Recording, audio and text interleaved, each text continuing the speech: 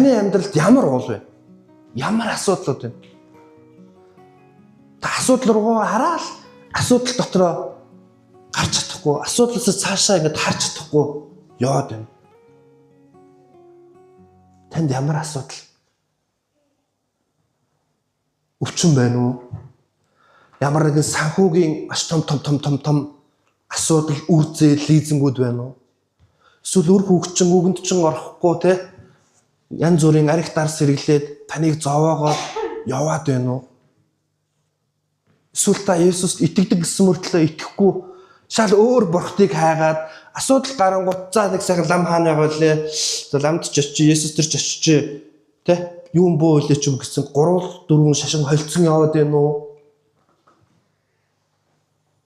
Тэгэд хаанаас миний тусламж ирэх вэ гэд хайгаад явж гинөө. Тэрхүү тусламж нь тэнгэр газрыг бүтээгч эзнээс ирдэг. Хайлар тэнгэр газрыг бүтээгч эзнээс ирдэг.